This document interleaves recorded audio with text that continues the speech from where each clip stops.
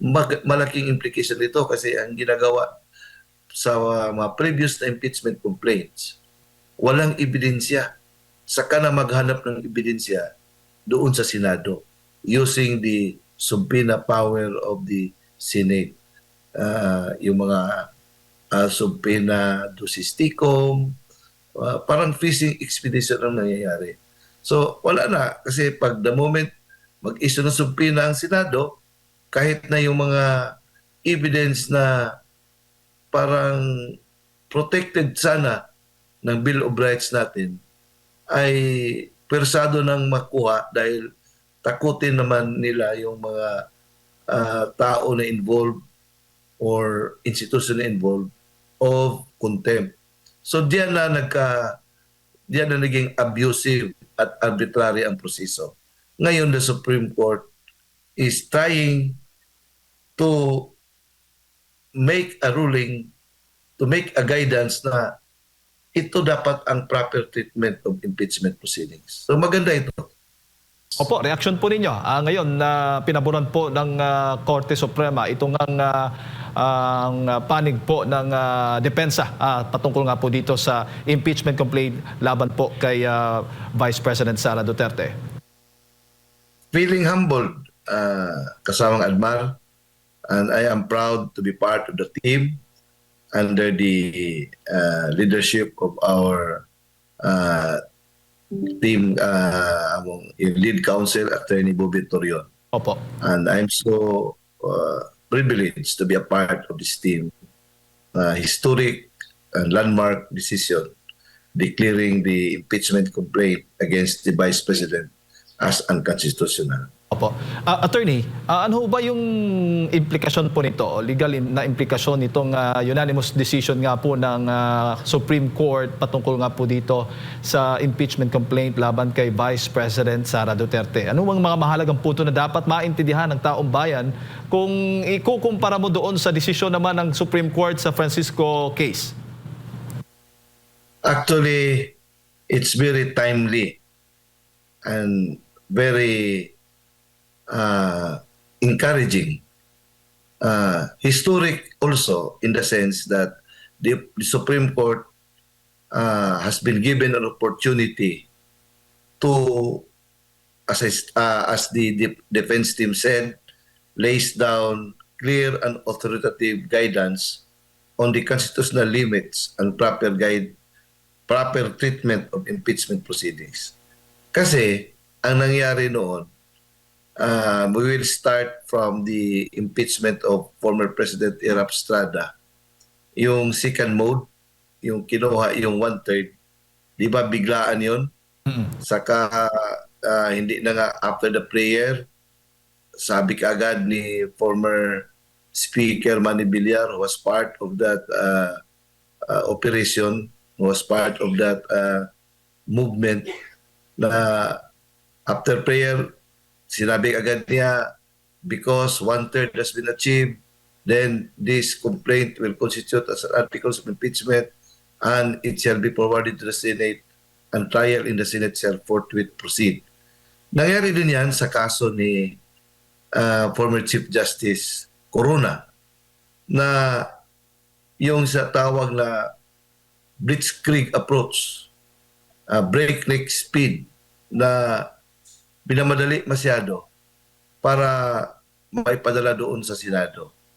So, yung sinasabi na second mode na 1/3, naging parang by history, ginawa yung parang weapon at saka political tool. Naging abusive yung conduct ng House dahil sa sinasabi nila under the Constitution, the House of Representatives shall have the sole power to initiate all cases of impeachment. Yung sole power, parang sa feeling nila, kung anong gawin nila, wala nang makakapigil sa kanila kasi sole power and authority. Now, the Supreme Court said, no, you cannot do that because under our framework of government, meron tayong separation of powers. Now, the Supreme Court is the final mediator when the Supreme Court will mediate constitutional yung limits of the other branches of government, the Supreme Court does not assert itself as superior. What it asserts is the supremacy of the Constitution. So dito na pagbigyan ng pagkataon kasi sa time ni former President Estrada, wala na because when the impeachment complaint was already forwarded to the Senate, parang naging moot and academic na yung what happened in the House of Representatives kasi naka-assume na ng jurisdiction ang Senado, so wala na pagkataon ng Supreme Court to make a ruling. Nakagawas na ng pagkataon yung panahon, yung Francisco case. Sa Francisco case, na pagbigyan ng pagkataon ang Supreme Court to define what constitutes initiation of an impeachment complaint. So, yung Francisco reiterated in the case of Duterte versus House of Representatives, it still remains a doctrine na the initiation is the result of the filing and the referral in the Committee of Justice. But in the case of Vice President Duterte versus House of Representatives, ang Supreme Court ay nagsabi naman ng mga guidance. Sabi niya, hindi pwedeng i-freeze ninyo yung impeachment complaint doon sa Office of the Secretary General. Kasi parang ginawa na ninyo ng Secretary General as superior body over the House of Representatives.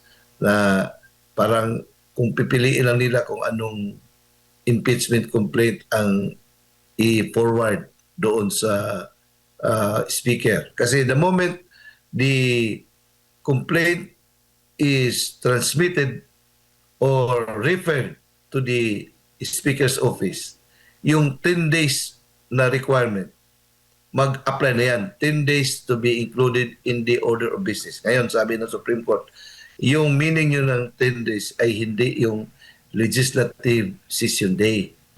Ang meaning yan ay calendar days. So, kung legislative session days ang ginagamit, parang yun ang justification nila na yung 10 days ay na-comply pa rin when the fourth impeachment complaint was filed on February 5. So sabi ng Supreme Court, hindi yan. Ang pag-count ng 10 session days ay hindi yung 10 legislative session days or sabi ng Supreme Court ay calendar days. So maraming mga guidance ang pinoformulate ng Supreme Court. At saka, kahit na kung second mode ang gagamitin, yung 1/3, sabi ng Supreme Court, hindi pa rin, it's not enough na the moment 1/3 is achieved, automatic, it will become an article of impeachment, then automatically forwarded to the Senate. Sabi ng Supreme Court, kailangan mayroon pa plenary session to ensure that the endorsement of the members of the House who appeared to have endorsed it are really verified. Yung verification, importante yun. Na ang nangyari kasi, madaming mga open in an open admission na hindi nila binasa, pumirma lang sila dahil yan ang parang guidance at decision ng leadership. So hindi yan. Sabi ng Supreme Court, in this case of Duterte versus House of Representatives, kailangan kahit na second mode ang gamitin natin, idaan pa rin sa plenary to ensure that the endorsement of the members of the House are verified. And number 2, to confirm that the evidence supporting the grounds in the complaint exist and that every member of the House has been given a copy of the complaint and the evidence supporting it. Malaking implication nito kasi ang ginagawa sa mga previous na impeachment complaints, walang ebidensya.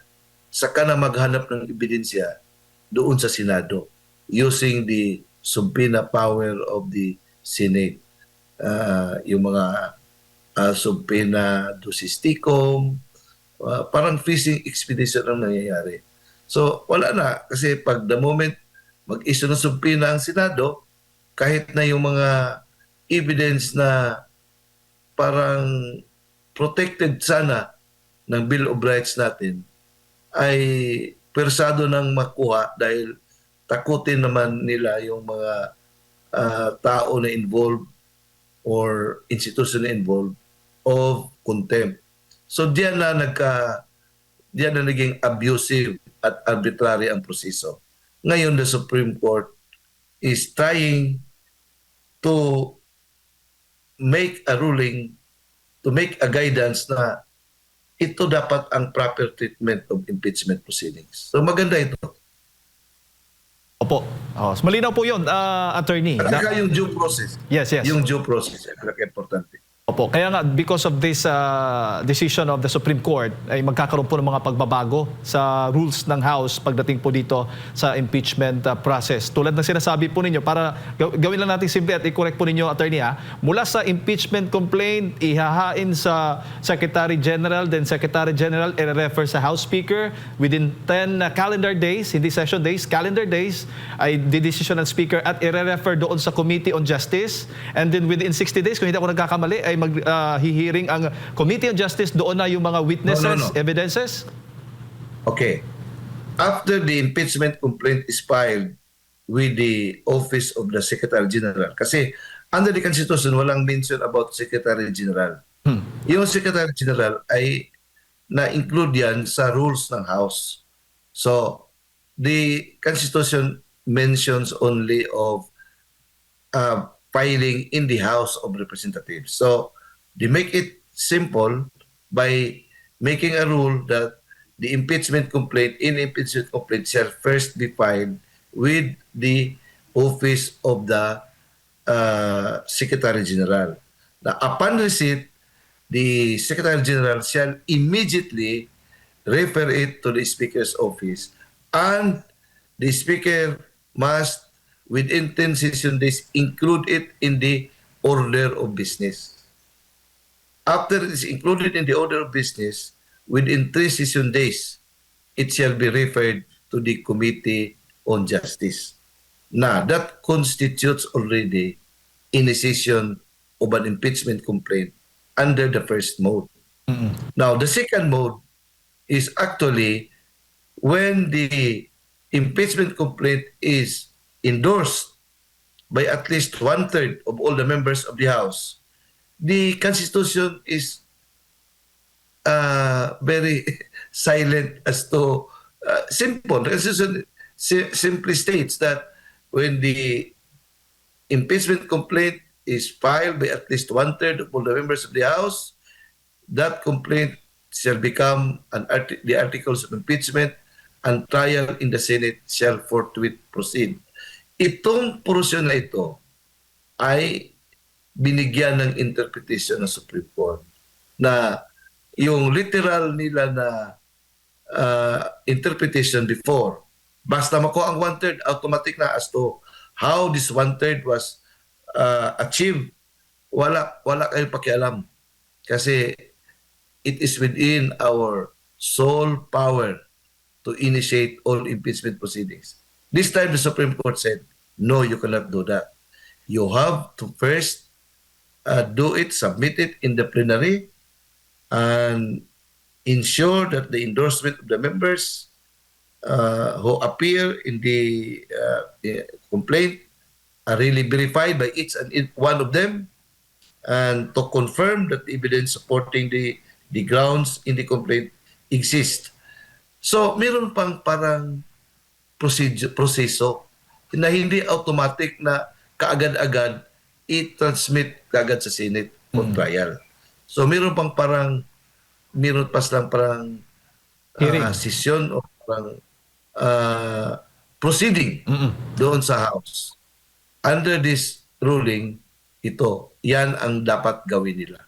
So I don't know how they have to abide by it, because that is what the Supreme Court said. Opo, opo. So ang particular na yung sa proceeding para magsimula ay yung Committee on Justice ba o the plenary mismo, attorney? Yung Committee on Justice, mag-apply yan under the first mode. Ayun. Yung first mode, o hindi nagsabi na one-third. So, kahit isa, dalawa lang ang nag-file ng impeachment complaint, ah, first, kahit one congressman mag-file ng impeachment complaint under the rules of the House, that impeachment complaint must be filed with the Office of the Secretary General, and then upon receipt, the Office of the SecGen will refer that to shall immediately refer it to the Speaker's Office. Upon referral of the Speaker's Office, wala na silang magawa kasi under the Constitution, within 10 session days, the Office of the Speaker shall transmit it to shall include it in the order of business. Then, after including the order of business, they can't stop it anymore. Within 3 session days, shall be referred to the committee. Ang nangyari kasi sa impeachment noon, kaya nga parang pina-freeze nila doon sa Office of the SecGen, yung first 3 impeachment complaints. Kasi to my mind, didn't like the idea that it will be done under the first mode. Kasi sa first mode kasi, meron pang parang proceedings doon sa Committee on Justice. And the Committee on Justice is given 60 session days within which to deliberate and submit a report whether the impeachment complaint is sufficient in form and in substance. They cannot wait for that period. Maybe because they don't have the evidence and the Vice President will be given a forum to para ipamukha sa kanila to show right in their own faces na yung mga sinasabi ninyo na mga confidential ay properly used and properly used. Ngayon, ayaw nilang ganyan eh. Kaya nga, ang ginawa nila, pini-freeze, kaya freeze nila. Hindi pinagalaw. The Supreme Court said, hindi pwede yan. Walang power ang Office the SecGen to hold the impeachment complaint na parang on their own whims and caprices, saka lang nila i-forward doon sa Speaker's Office. Kasi they waited for the complaint that will be signed by at least one-third para hindi nadadaan sa Committee on Justice, doon na lang ipasa sa Senado. Kasi sa Senado, wala na. Parang pintakasi na doon. Yun ang gusto nila na objective. Ang problema lang, hindi tinanggap ng Senado under the leadership of Chis Escudero. So kaya nga, nagkakaroon ng window yung Supreme Court to make a study as to whether the process made by the House is in accordance with the Constitution. And it was found out that what they did was abusive and arbitrary. Opo. Yun ang para nabigyan na pagkataon ng Supreme Court to say in their own faces, right in their own faces, what you did is abusive and arbitrary. Opo. Correct naman. Attorney, bago ko lang ipasok kay Partner Admar, so generally nakikita po natin na yung decision po ng Supreme Court ay base po sa technical failure, no? Technicalities ng procedure po ng House of Representatives at hindi po doon sa merits po ng complaints o ng reklamo laban po kay Vice President Sara Duterte. Ang tanong ngayon, pwede po bang mag-refile ulit ng impeachment complaint at with using the same grounds po laban po sa Vice President Sara Duterte at kung hindi ako nagkakamali, yan po ba yung mangyayari on February 6?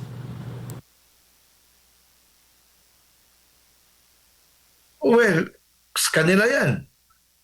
Ang problema, whether it can generate support or not. Paano yan ibenta? Atin-atin to, hindi na ito constitutional discussion. Ang sa atin lang, paano ba ito maibenta?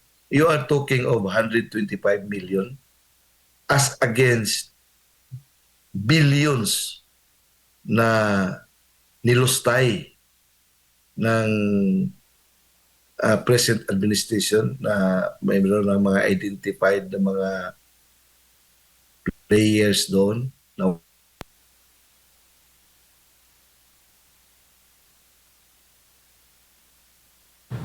Yes po, attorney. Attorney. kasi maliit ano. Opo. Ang point Pagpa-file po ulit ng impeachment complaint laban kay Vice President Sara Duterte, pwede na po itong pwede na po silang mag-file o pwede ba itong mag-file using the same grounds po considering na may desisyon na o itong Supreme Court kaugnay nga doon sa reklamo laban sa Vice President? I think technically they can do it kasi what has been resolved by the Supreme Court ay yung manner in which the fourth impeachment complaint was filed in the Senate. Pero meron pa rin question diyan kasi na-archive man yan. Anyway, that's another matter to be stressed out by the legal team kung pwede baka pwede ma-question yan. But in any event, they have, because under the Constitution, yung 1-year bar, lagpas na. So they can file, maybe they can file it. If they will file it, I think that would be accepted by the House. Ang tanong lang ngayon, I have to follow Congressman Tiangco, Toby Tiangco's thinking.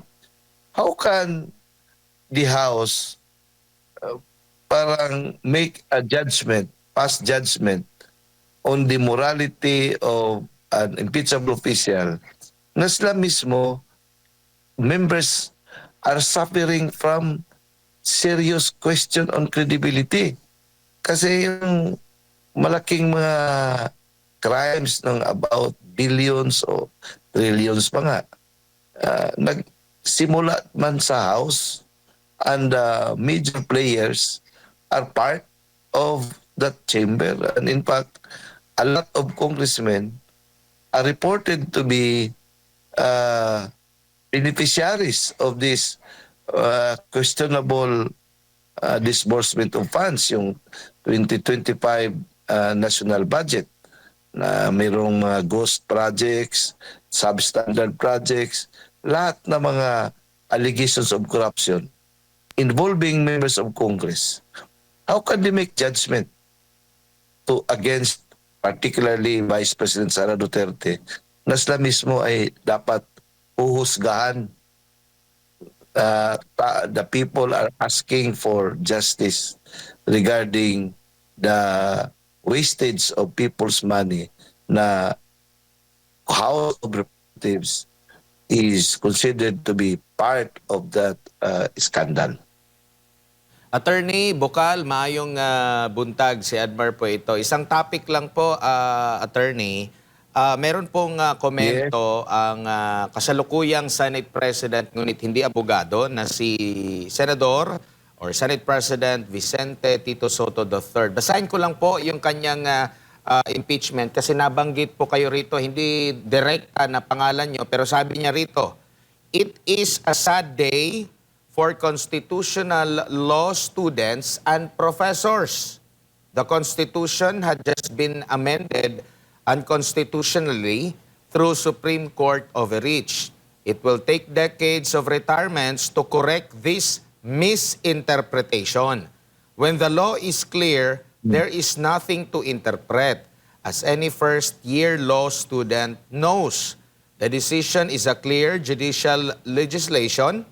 The SC, as written in their decision, admitted of introducing a rule for Congress to follow in the conduct of impeachment, a clear encroachment on the power of the legislative branch as provided for by the Constitution. Impeachment is now an impossible dream. Ano po ang masasabi nyo rito? Kasi nabanggit kayo bilang abogado, bilang profesor, attorney. Reserva, sir. Okay, kaya nga we have to be magnanimous in victory. Pero parang he is not the proper party to say it. First, he is not a law student. Second, he is not a law professor. Yung sad feeling kasi, personal yan. Now, nakakatawa kasi yung comment niya, may nagko-comment na who happens to be my student in Constitutional Law 1, Law 2, and Constitutional Law Review. Sabi niya, hindi naman kami sad. So, at saka kita mo yung mga comments doon, talagang adverse sa kanya. Hindi naman pwede yung ganon kasi kung i-insist yung theory niya, siya din pwede rin ma-accuse ng legislative overreach. Yung judicial overreach kasi, kuan yan subjective yan. Depende yan kung ayaw mo yung ginagawa ng Supreme Court na ang Supreme Court ay final arbiter of all constitutional issues. Kasi pag wala tayong arbiter, kanya-kanya tayong interpretasyon, maging anarchy yung ating bansa. Kaya may stabilizer dito. Ito yung iyan ang role ng Supreme Court. Kaya nga, the supremacy of the Constitution ay ginagampanan niya ng Supreme Court. Kaya nga, when the Supreme Court will allocate and mediate constitutional boundaries, what it asserts is not its own superiority, but what it asserts is the supremacy of the Constitution. Sila yung guardian ng Constitution. So yun ang interpretasyon nila. Ngayon, with all due respect, si Soto is my fraternity brother, Brother Mason yan. Ang masabi ko lang, parang off-tangent yung sabihin niya na sad day kasi he has never been a law student and he has never been a law professor. Para Pwede siguro magsabi yan yung mga Opo. proper party. Opo, para din siguro masad din si SP Tito Soto, attorney, ano mo na lang, i-join mo na lang sa pickleball mo. Magaling siya maglalaro ng golf. Ilaro lang niya ng golf. Alright, attorney, naku, daghang kayong salamat sa inyo pong oras at sa pagbibigay po ninyo ng impormasyon ngayong umaga. It's an honor. Kasama ang Jade at sa kasamang Admar. It's an honor to be part of your program. Thank you very much.